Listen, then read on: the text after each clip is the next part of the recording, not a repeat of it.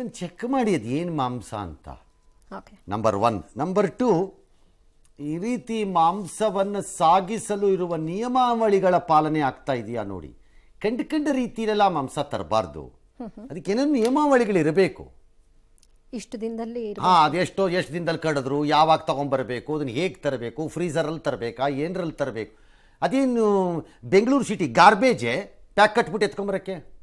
Sample ಈಗ Hyderabad ಕಳಿಸಿದಾರಂತೆ sir. ಆಯಿತು, sample check ಮಾಡಿ. ನಾಯಿನೋ ಕುರಿನೋ ಎಂಥದೋ ಒಂದು ಪ್ರೂವ್ ಆಗುತ್ತೆ, ಗೊತ್ತಾಗತ್ತದೋ. ಪ್ಲಸ್ ಅದರ ಜೊತೆಗೆ ಆಹಾರ ಇಲಾಖೆಯವರು ಅದನ್ನು ಚೆಕ್ ಮಾಡಿ.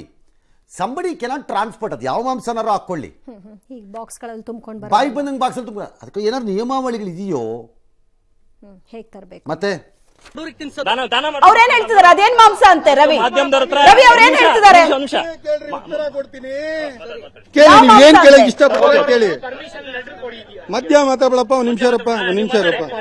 ಯಾವ ಮಾಂಸ ಅಂತ ಕೇಳಿ. 12 ವರ್ಷಗಳಿಂದ ನಾವು ಇದನ್ನ ತಗೋಬರ್ತಾ ಇದೀವಿ.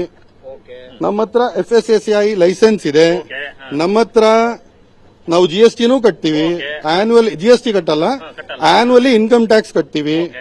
ಇದು ಪೆರಿಷಬಲ್ ಕಮಾಡಿಟಿ ಇರೋದ್ರಿಂದ GST ಇದರಲ್ಲಿ ಇಂಪ್ಲೈ ಆಗಲ್ಲ.